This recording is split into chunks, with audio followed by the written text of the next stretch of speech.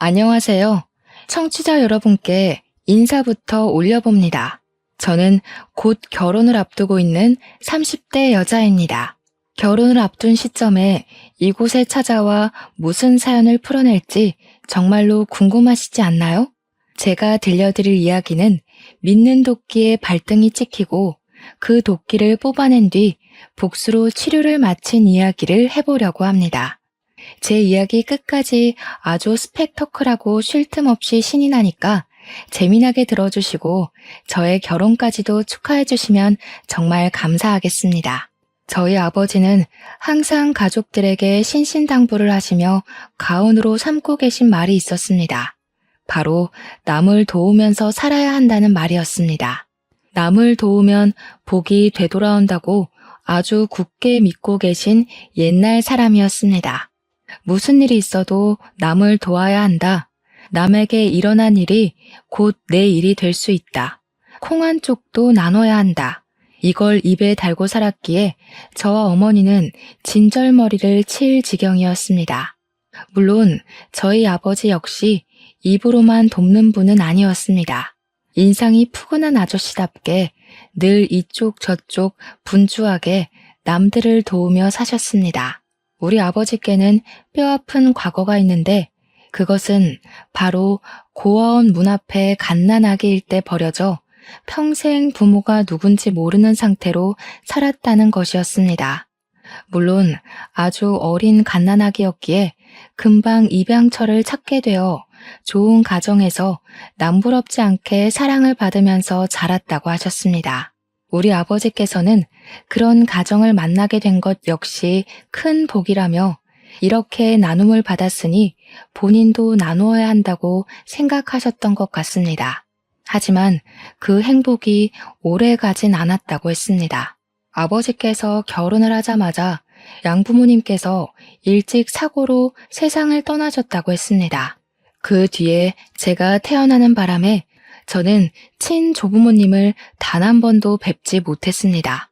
늘 아버지의 지갑 속에 빛바랜 사진으로만 인사를 드릴 수 있었습니다.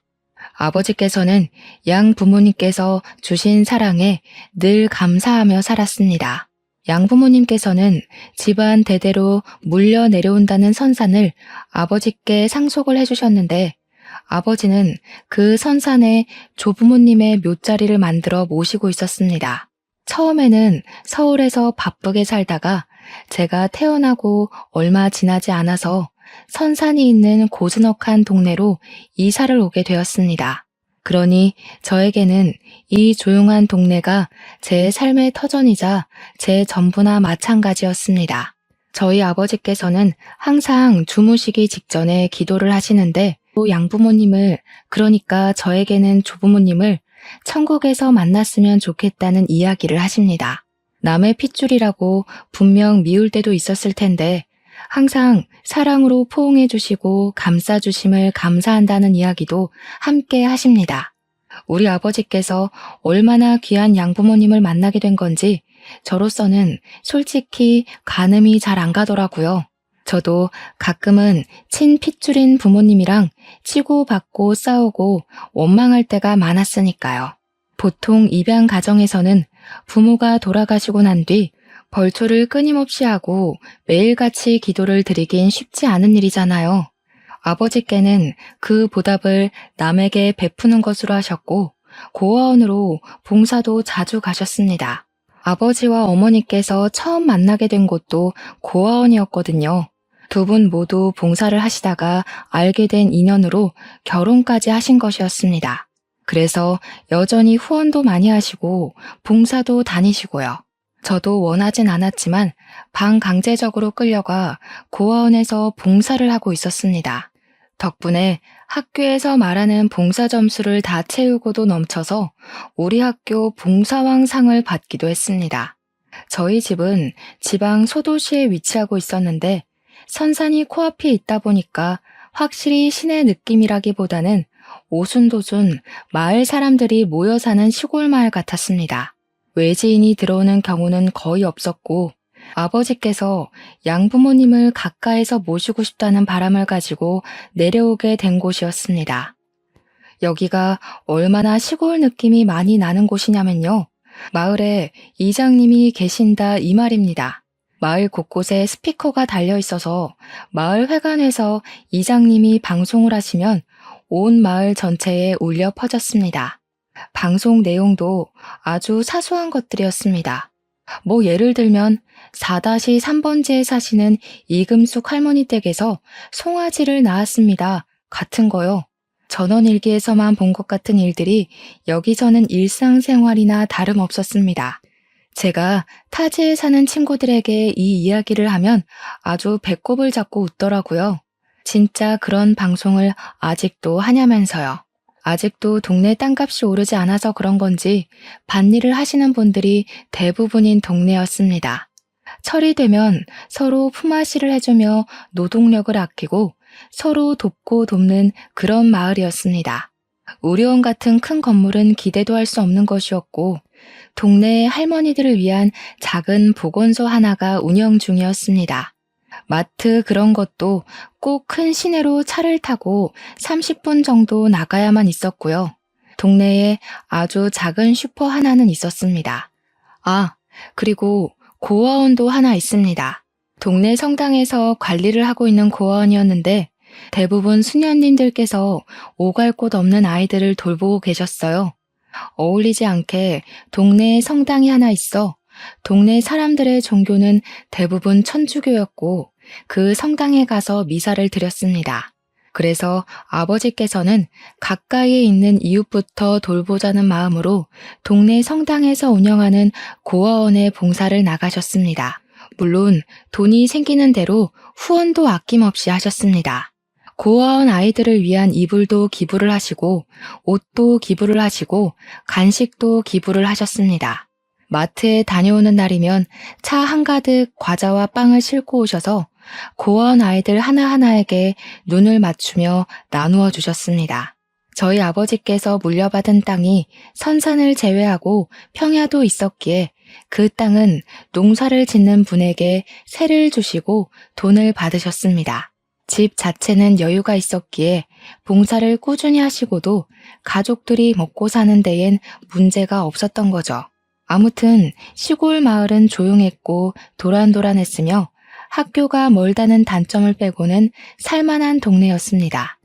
물론 배달 음식점이 있어서 밥을 배달시켜 먹을 수 있었던 것은 아니었지만 공기 좋고 물 좋아서 여름이면 산에 놀러 가고 겨울이면 강에서 썰매를 탔습니다. 저처럼 어린 애들은 고아원에 있는 애들과 몇몇 집이 전부였지만 친구들끼리도 사이가 좋아서 다 같이 몰려다니며 사고를 치곤 했습니다. 고아원에 산다고 해서 깔보거나 무시하는 친구들이 없었다는 이야기죠. 고아원 이야기를 조금 더 하자면 어린 아이들은 입양이 꽤 잘 되는 편이었습니다. 하지만 나이가 조금 찬 상태로 들어온 아이들, 그러니까 초등학교 2, 3학년만 되어도 입양 가기가 참 어려웠습니다.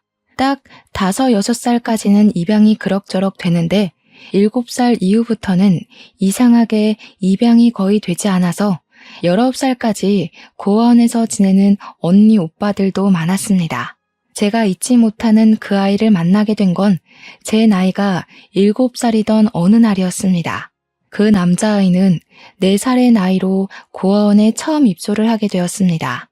사정이 꽤나 딱한 아이였는데 부모가 먹고 살 길이 막막해서 고아원에 버리는 다른 아이들과는 달리 부모가 교통사고로 한날 한시에 죽어버려 오게 된 것이었습니다. 맡아줄 친척이 하나도 없어서 보호시설을 떠돌다가 결국에는 고아원에 입소를 하게 된 케이스였습니다. 다른 아이들과 달리 유난히 뽀얗고 작았던 그 남자아이는 당연히 고아원에 적응을 하지 못해서 한동안 엉엉 울었습니다. 아직 부모의 보살핌이 필요한 나이인데 난생 처음 보는 수녀님들만 곁에 있으니 두렵고 불편했겠죠.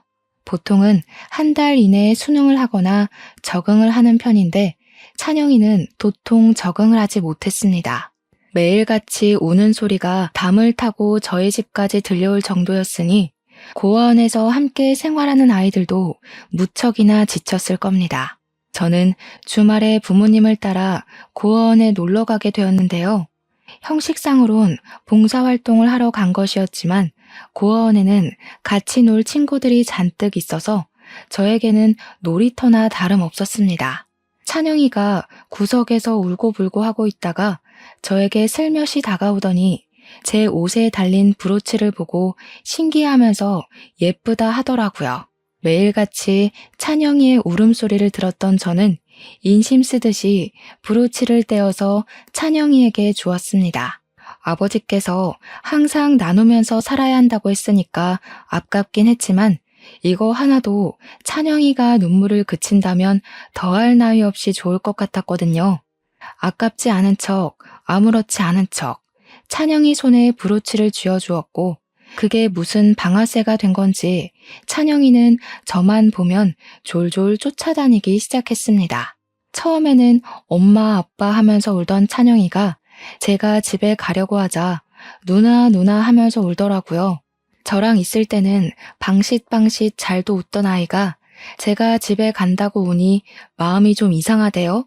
수녀님들께서는 찬영이가 뽀얗고 예쁘게 생긴 남자아이였고 나이가 4살밖에 되지 않았으니 입양하겠다는 입양처가 틀림없이 나올 것이라고 했습니다. 하지만 찬영이는 5살, 6살, 7살이 되도록 입양을 가지 못했습니다. 어릴 때는 낯선 사람만 보면 엉엉 울어대서 입양을 가지 못했고요. 조금 더 큰 뒤에는 이상하게 입양을 하러 오신 분들이 찬영이를 보고 마음이 동하지 않는 건지 입양을 기피하시더군요. 그럴 때마다 찬영이는 기대감에 부풀었다가 금방 실망을 하게 되었고 저는 그런 찬영이를 달래주었습니다. 졸지에 주말마다 고아원에 가서 찬영이를 챙기고 봉사활동을 하게 되었습니다. 찬영이가 제 옆에서 떨어지지 않았기 때문에 찬영이를 붙잡고 책을 읽어주기도 하고 같이 공놀이를 하기도 하고 했습니다. 저보다 3살이 어린 아이였지만 애가 똑똑한 건지 저한테 잘 맞춰주더라고요. 제가 학교를 다니면서 숙제를 하게 되었는데 찬영이가 제 옆에 딱 달라붙어서 같이 곁눈질로 공부를 시작했습니다. 저랑 같이 한글 공부도 하고 숫자 공부를 하기도 했고 그림을 그리기도 하면서 놀았습니다. 찬영이가 저만 너무 따라다니니까 저도 불만이 생기는 날도 있었죠. 다른 친구들이랑 놀고 싶은 날도 있는데 찬영이가 제 손을 꼭 잡고 자기랑만 놀자고 떼를 썼거든요. 달래도 보고 화도 내봤지만 엉엉 울면서도 제 옷자락을 놓치지 않았기에 저는 어쩔 수 없이 찬영이랑 놀아야 했습니다. 결국에 저희 부모님께서는 찬영이를 저희 집 막내로 입양을 하자는 생각까지 하셨습니다. 저랑 워낙 잘 지내고 있었고 애착 관계가 형성되었다고 느끼셨던 것 같습니다. 하지만 찬영이와 제가 1살, 2살 나이를 더 먹을수록 성향이 점점 달라지면서 서로 놀고 싶은 종목이 달라지기 시작했습니다. 저는 인형놀이나 그림 그리기가 좋은데 찬영이는 공놀이나 철봉에 매달려서 놀고 싶어 했거든요. 저는 지저분한 게 싫어서 흙에서는 놀고 싶지 않았는데 찬영이는 저에게 흙에서 두꺼비 집을 만들며 놀자고 했습니다.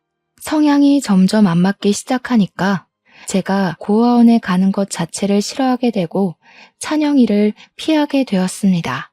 그 모습을 보고 저희 부모님께서는 찬영이를 입양해야겠다는 생각을 접으셨습니다. 아무리 불쌍한 아이를 돕는 일이라 해도 저랑 잘 지내야 한가족으로 지낼 수 있을 거 아닙니까? 친한 동생과 친동생이 된다는 것은 매우 다른 일이었으니까요. 찬영이를 끝끝내 눈에 발표하셨지만 제가 딱 잘라서 찬영이랑 같이 살기 싫다고 하는 바람에 입양을 포기하셨습니다. 제 나이가 13살이 되고 찬영이가 10살이 되었을 때 고아원에서도 이제는 입양을 가기가 어려울 것 같다는 말을 했습니다. 저는 사춘기가 오고 있었고 14살이 되자마자 생리를 시작하면서 2차 성장이 찾아왔습니다. 부모님께서 저에게 고아원에 봉사를 하러 가자고 하셔도 저는 공부나 하고 있겠다며 거절했습니다. 하루는 찬영이가 부모님께 슬며시 제가 보고 싶다고 같이 놀고 싶다고 말을 전한 모양인데 저는 딱 잘라서 가지 않겠다고 했습니다.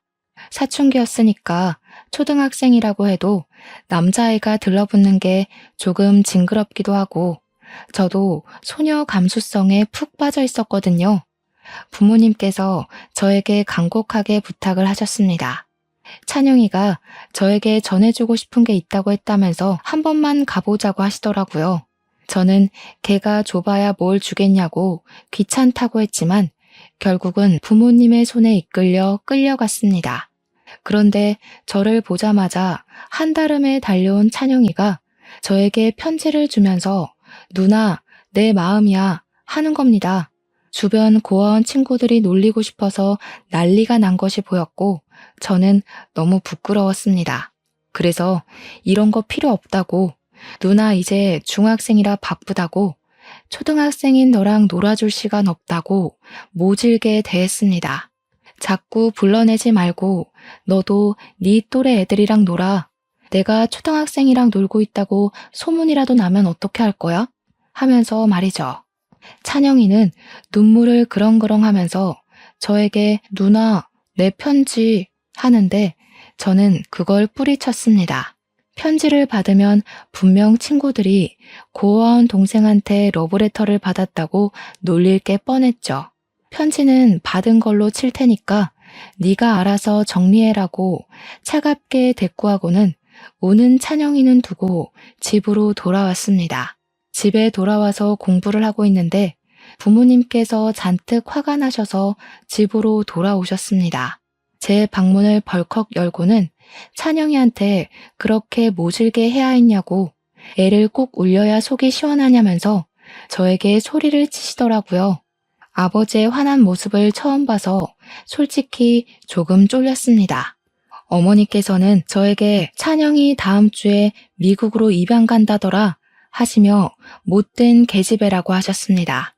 저는 찬영이를 왜 이렇게까지 챙기는지 이해가 가지 않았습니다. 찬영이가 미국으로 입양을 가는데 뭐 어쩌라고요? 입양을 가든 말든 무슨 상관이냐고 했습니다. 그러니 아버지께서 찬영이랑 잘 어울려 놀더니 갑자기 왜 이러냐고 하시더군요. 그때는 그때고 지금은 지금 아니겠냐고 차갑게 대꾸를 하고 공부하겠다고 했죠. 그 뒤로 제가 고아원에 단 한 번도 찾아간 적이 없으니 찬영이를 보진 못했고요. 잘 가라는 인사를 못한 게 조금 마음에 걸리긴 했지만 찬영이는 11살이라는 나이에 미국으로 입양을 가게 되었습니다. 별 생각 없이 부모님과 저녁 식사를 하는데 부모님께서 찬영이가 미국에 도착을 했을 텐데 하면서 걱정을 하시더군요. 11살 나이면 꽤 늦었음에도 불구하고 용케도 입양을 갔다고 슬쩍 대꾸를 하니까 어머니께서 그러시더라고요. 찬영이가 엄청난 천재라고 말입니다. 그 울보가 천재라고? 하고 물어보니 무려 IQ 테스트에서 152라는 높은 숫자를 받았다는 게 아니겠습니까? 그러니 제가 한글 공부를 시작할 때 3살이나 어린 나이임에도 불구하고 같이 공부를 시작해서 한글을 다 뗀 거 아니겠냐고 하셨습니다. 거기다가 암산 천재라는 수식어가 붙을 만큼 머리 회전이 엄청나게 빨랐대요. 제가 찬영이 귀찮다고 서서히 멀어질 때부터 찬영이는 악착같이 공부에 매달렸다고 했습니다. 어머니께서는 저에게 공부하느라 못 온다고 그랬다면서 같이 공부해보겠다고 하루 종일 책만 팠다더라 하시는 겁니다. 그 모습을 보고 수녀님 한 분이 IQ 테스트를 해보자고 권유를 했고 무려 152라는 수치를 얻게 된 것이었습니다. 그 싹을 알아본 미국의 엄청난 재력가 부부가 찬영이를 키우고 싶다고 입양을 했다는 겁니다. 어머니께서는 연락처라도 받아뒀어야 했다고 아쉬워하길래 찬영이 성공하면 뭐 좀 얻어먹으려 했어? 하니까 화를 버럭 내시더라고요. 그 어린애가 미국 가서 무슨 정을 붙이겠냐고, 먹고 싶은 한국 음식이라도 생기면 어떻게 하겠냐고 음식 좀 보내주려고 한 거라고 하셨습니다. 찬영이가 엄마 밥을 오죽 좋아했니? 거기 가면 다 금발머리 백인일 텐데 얼마나 외롭겠냐고 하시더라고요. 저는 나물 반찬을 뒤적거리면서 남 걱정도 팔자다 하고 말았습니다. 제 밥상에도 고기가 없는데 찬영이한테 무슨 반찬을 해주겠어요. 그렇게 다시 조용해진 마을에 어느 날 갑자기 요란법석한 일이 생기고 말았습니다. 외지인이 잘 정착하지 않는 마을인데 외지인이 새로 집을 지어서 이사를 온다고 공사를 한창 하고 있었거든요. 마을 사람들은 새로 등장하는 사람이 궁금하기도 하고 집을 어떻게 지을 건지 구경을 하고 싶어 했었습니다. 그런데 집을 지으려면 장비차들이 들어와야 하는데 마을 사람들이 그때 딱 마침 고추를 말릴 시기라 도로에 고추를 싹 널어둔 것입니다. 마을 사람들의 통행 일정이야 다들 꿰차고 있었고 큰 차량이 아니면 요리조리 피해갈 수 있는 수준이라 그냥 널어둔 것이었습니다. 게다가 매년 행사처럼 고추를 널어놓은 거라 누구 하나 불평을 하는 사람이 없었거든요. 외지인은 그걸 알 턱이 없는 거죠. 그래서 고추를 말릴 시기에 중장비 차량이 와서 건물을 올리는 공사를 맡긴 겁니다. 하루에도 몇 번씩 공사 차량이 왔다 갔다 해야 하는데 그놈의 고추 때문에 옴짝달싹도 할 수 없게 되었습니다. 마을 이장이라는 사람은 외지인에게 그냥 공사 내일요 하면서 태평하게 굴었습니다. 정작 외지인은 하루하루가 다 돈인데 말이죠. 고추 좀 치워달라고 방송을 해달라고 요청을 했지만 이장님은 귀찮다고 무시하셨습니다. 사실 우리 마을 이장이 좀 일도 잘 안 하고 자기가 제일 잘났다고 생각하면서 사는 사람이라 재수가 없긴 했거든요. 아들이 무슨 서울대를 나왔다나 뭐라나. 아무튼 외지인에게 자기는 막걸리 약속이 있어서 방송해주기 어렵다고 하고는 사라졌대요. 근데 저희 아버지께서 소란스러움에 무슨 일 있나 싶어서 나와보셨다가 그 상황을 모두 목격하신 겁니다. 그냥 지나칠 수 없었던 아버지는 동네 집집마다 다 돌아다니면서 할미, 고추 좀 치워주세요. 이 고추 저쪽으로 옮깁니다. 하면서 길을 터주셨습니다. 한 40분을 넘게 동네방네 외친 덕에 길이 드디어 열렸고 외지인 부부는 저희 아버지께 엄청나게 고마워하셨습니다.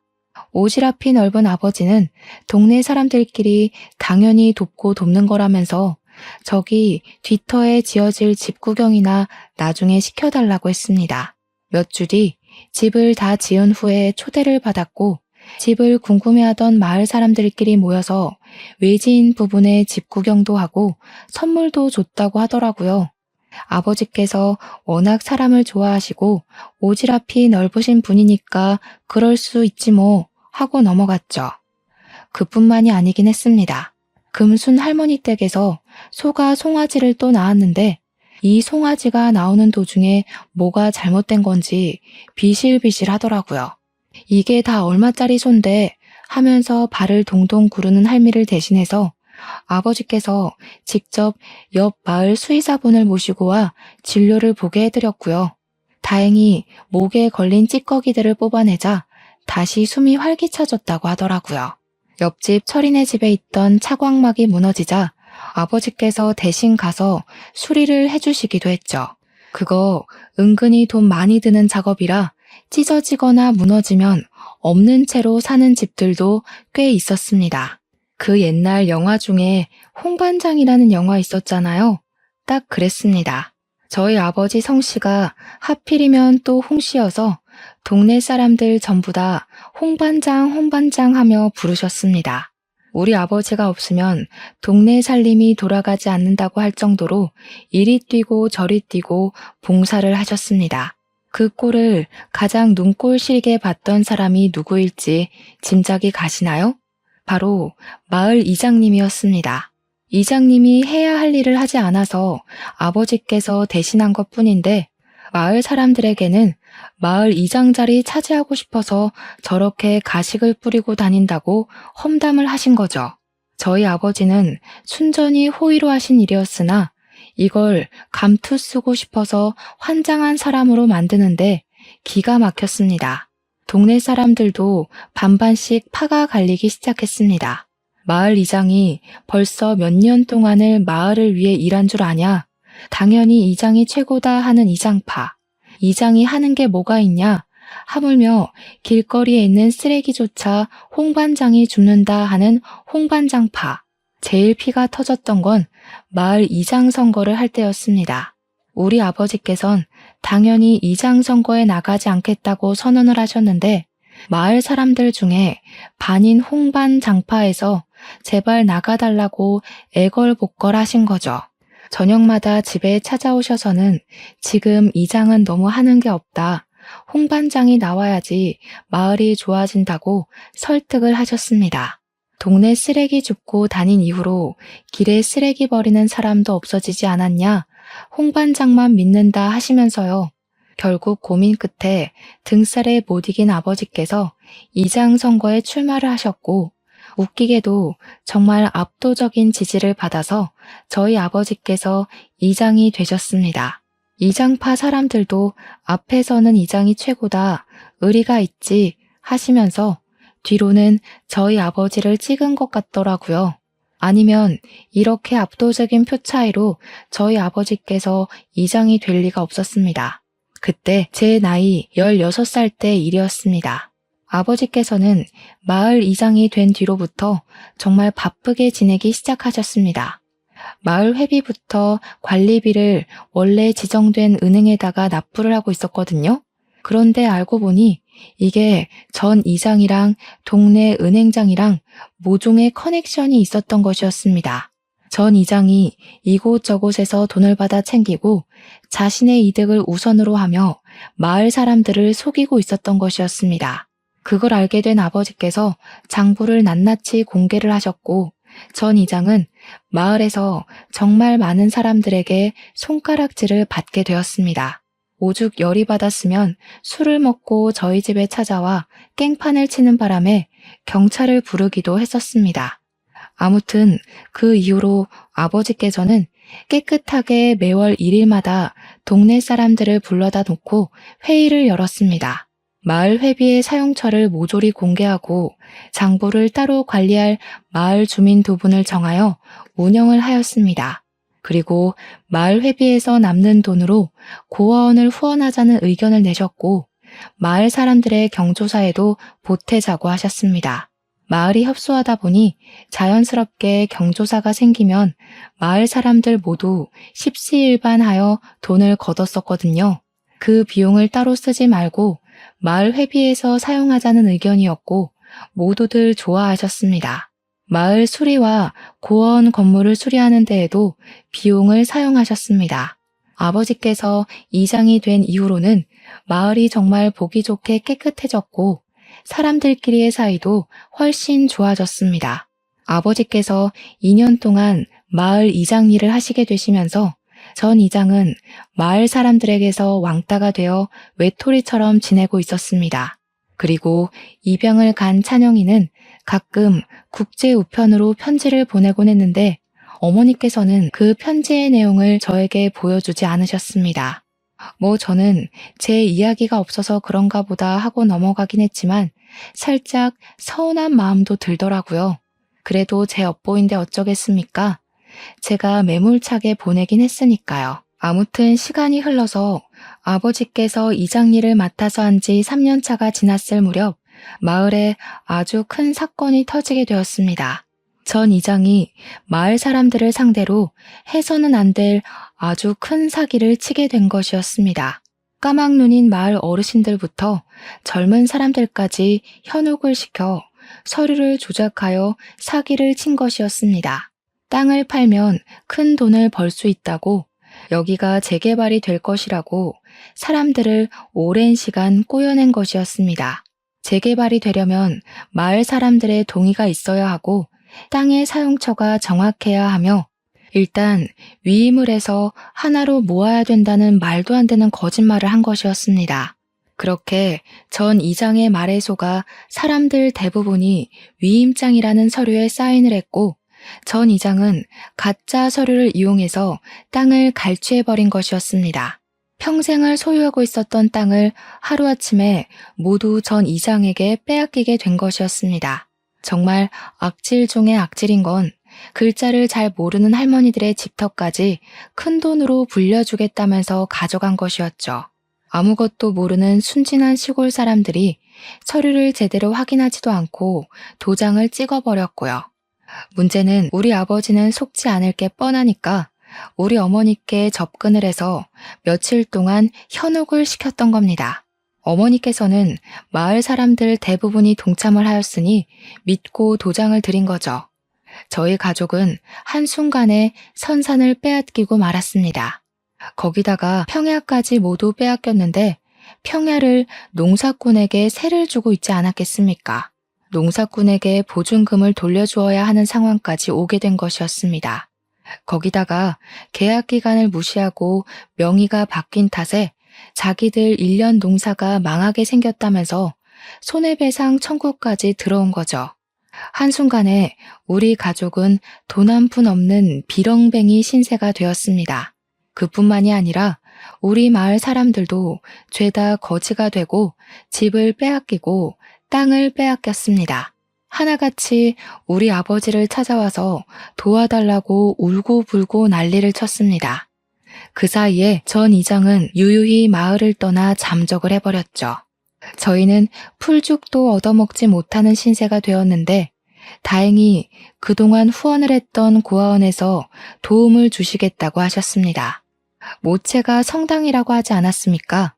이걸 교단에 이야기를 했더니 다른 성당에 있던 사람들이 모금을 시작한 겁니다. 그 돈을 우리 아버지께 도움을 드리고 싶다며 보내주신 거죠.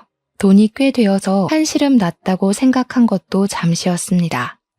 아버지께서는 그 돈을 전부 마을 사람들에게 나눠주셨습니다. 우리는 아직 젊으니 어떻게든 먹고 살 수 있다고 말입니다. 저는 아빠가 너무나도 무책임하다 생각했습니다. 그 돈만 있으면 우리도 다른 동네에 전셋집 하나는 얻을 수 있는 돈이었거든요. 제 나이가 19살인데 그거 하나 몰랐겠습니까? 어머니도 이번에는 아버지를 살짝 원망하셨습니다. 하지만 아버지는 고아원에서 봉사를 한 게 우리 가족만 있는 것도 아니고 마을 사람들이 도움을 요청하는데 어떻게 모른 척 할 수 있냐고 설득하셨습니다. 어머니는 그런 아버지를 이해한다고 했지만 저는 이해하지 못했습니다. 한순간에 망해버려서 여간 달빵을 얻어 살아야 하는 것도 불편했고 저는 수능을 완전히 망쳐버렸습니다. 그 덕에 대학 입시는 실패를 했고 바로 일자리를 찾아 나섰습니다. 다행히 시내의 대부 업체에서 일할 직원을 구한다는 말에 냉큼 지원을 했습니다. 일이 위험해 보이긴 했어요. 조폭들이 운영하는 대부 업체였거든요. 대신 월급이 꽤 많았기에 그곳에서 일하며 집안의 빚을 갚기 위해 노력했습니다. 보증금이야 안 쓰고 있어서 갚았지만 손해배상 청구된 금액은 다달이 갚아야 했거든요. 아버지는 다른 동네로 막노동 일을 나가셨고 어머니는 식당에서 일을 하셨습니다. 온 가족이 뿔뿔이 흩어져서 지냈지만 더 독하게 마음을 먹고 일을 했습니다. 그렇게 살기를 7년. 빚은 거의 갚아가는 시점에 또다시 사건이 터진 것입니다. 우리 가족은 겨우 다 같이 살 수 있는 작은 빌라 월세를 얻어 살고 있었는데 집으로 소송장이 날라온 것이었습니다. 이게 뭔가 하고 보니 선산에 우리 아버지 양부모님, 즉 조부모님의 묘가 자리하고 있지 않았겠습니까? 근데 그 선산을 이장이 훔쳐간 거나 다름없이 날름 가져갔고요. 그 선산에 있는 묘를 이장하라는 소송장이었습니다. 자기네 땅에서 7년이나 공짜로 새들어 살았으니 땅 사용료도 지불하라는 억지 소송장이었습니다. 그걸 받고는 우리 아버지께서는 억장이 무너지셨는지 정말 엉엉 소리를 내며 우셨습니다. 며칠 뒤에는 내용 증명까지 날아오더라고요. 결론은 하루빨리 이장을 하라는 소리였습니다. 그 땅을 갈취당한 것이나 마찬가지인데 너무 뻔뻔한 거 아니냐고. 마을 이장 도망간 건 알고 있는데 어디로 간 거냐고 씩씩거렸죠. 제가 열이 잔뜩 받은 채로 출근을 하니 사장님께서 미스 송 무슨 일 있나? 하시더라고요. 저는 모든 사실을 있는 그대로 설명했습니다. 전 이장이 땅을 훔친 것부터 조부모님의 묘를 이장하라고 한 내용 증명까지요. 그랬더니 사장님께서 그놈들 정신 나간 놈들 아니냐면서 당장 수소문을 해보라고 부하 직원들에게 명령을 내리셨습니다. 사장님께서 이렇게까지 화를 내실 거라고는 생각을 못해서 조금 얼떨떨한 기분이 들었습니다. 제가 일하고 있는 대부업체 사장님께서 조폭이라고 했었잖아요. 조폭들이 또 의리는 넘치지 않겠습니까? 제가 당한 게 화가 났는지 정말 며칠 만에 숨어서 지내던 전 이장을 찾아온 것입니다. 똘마니들을 죄다 데리고 찾아가서 협박을 하신 거죠. 사장님께서 직접이요. 어디 양아치도 안 하는 짓을 하고 있냐며 남의 땅을 갈취해놓고 땅 사용료를 내라질 않나, 묘 이장을 하라질 않나, 전 이장한테 너는 애미애비도 없냐면서 정말 살벌하게 조져놨다고 말을 전해주셨습니다. 배때기에 확 선 긋기 전에 당장 서류 돌려놔라, 내 눈앞에서 돌려놔라 하셨답니다. 윽박을 질러대니 전 이장도 벌벌 떨면서 새로 만들어진 서류에 도장을 다시 찍었다고 하더라고요. 덕분에 저희 가족은 7년간 끙끙 앓으며 빚을 갚느라 고생했던 그 땅을 다시 되찾게 되었습니다. 정말 허무하죠. 이렇게 쉽게 되찾을 수 있는 땅이었는데 우리 가족은 왜 7년이나 흩어져 살면서 그 고생을 해야 했는지 싶었습니다. 하지만 여기서 일이 끝난다면 무척이나 서운하지 않겠습니까? 전 이장이 조폭이 자기를 협박하는 바람에 땅을 빼앗겼다면서 경찰에 신고를 떡하니 넣은 거죠. 다 감옥에 잡아 쳐넣을 거라면서 경찰을 대동하고는 사무실로 찾아와서 적반하장을 부린 것입니다. 저는 괜히 저 때문에 사장님까지 난처해지고 곤란한 일을 겪으시는 것 같아서 죄송한 마음이 들었습니다. 그러니 사장님께서 오히려 저에게 괜찮다고 걱정하지 말라고 하시더군요.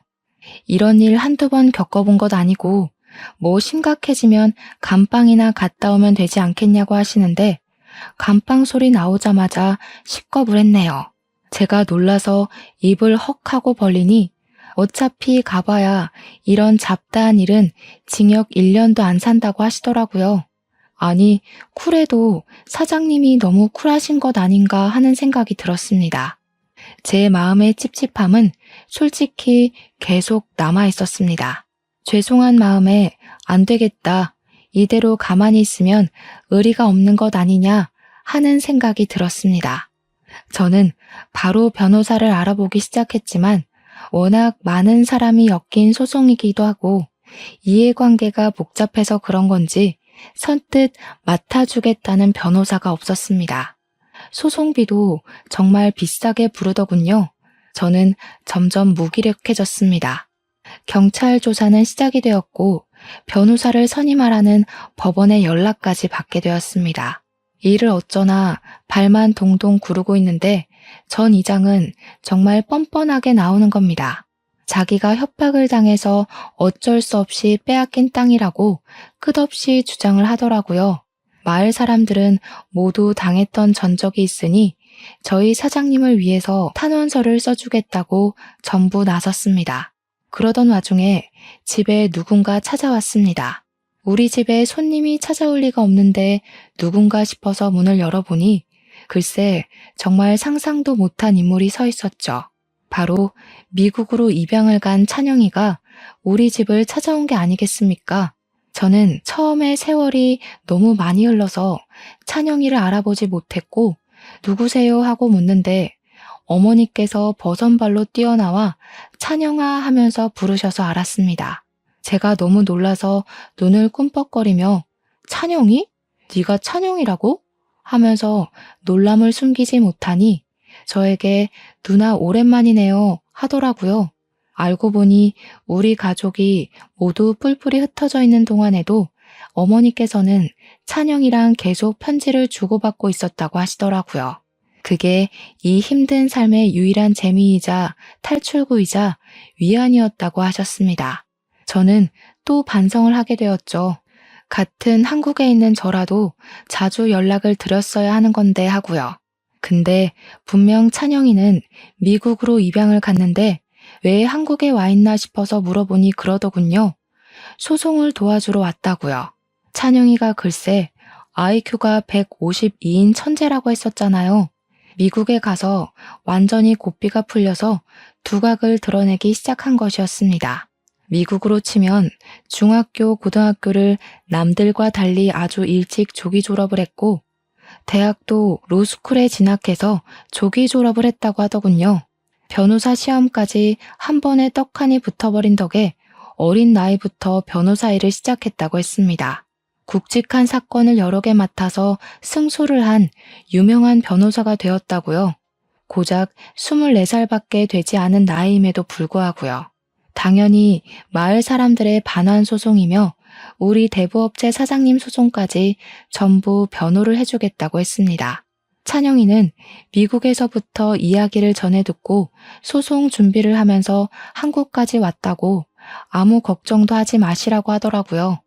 잘 키운 딸보다 훨씬 든든한 아들이라며 부모님께서 참 뿌듯해 하셨습니다.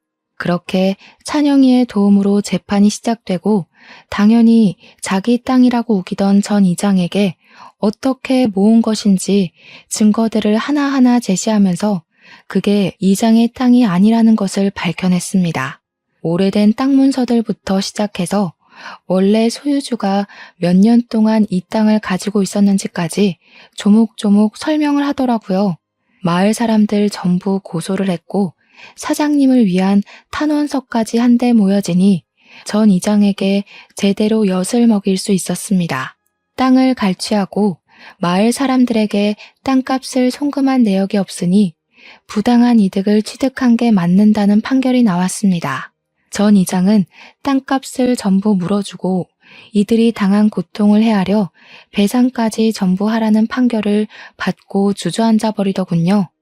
망했다고 법원 앞에서 본인 변호사를 붙잡고 울고불고 하는데 마을 사람들이 죄다 침을 뱉고 돌까지 던졌습니다. 언제가 됐든 나쁜 짓을 하면 천벌 받는다는 게 진짜인가 봅니다. 그리고 저는 찬영이에게 그 어린 시절 상처를 주고 떠나게 해서 미안하다고 진심으로 사과를 했습니다. 찬영이도 저의 사과를 받아주면서 그때 못 전해준 편지라며 그 시절에 썼던 빛바랜 편지를 전해주었습니다. 거기에는 누나, 이제는 공놀이 안 해줘도 돼. 다음에 만나면 인형놀이 하자고 쓰여 있었습니다. 미국에 가기 전에 저에게 꼭 하고 싶었던 말이라고 하는데 저도 모르게 눈물이 주르륵 나오더군요. 그날 이후로 찬영이와는 오해가 완전히 풀렸고 다시 사이가 좋아지게 되었습니다. 찬영이는 키워주신 양부모님께 인사를 드리고 정리를 끝내고 아예 한국으로 돌아온 것이라고 말을 하였습니다. 우리 마을에 자리를 잡고 인권 변호사로서 어려운 사람들을 위해 3년째 변호를 하며 살고 있는 중이랍니다.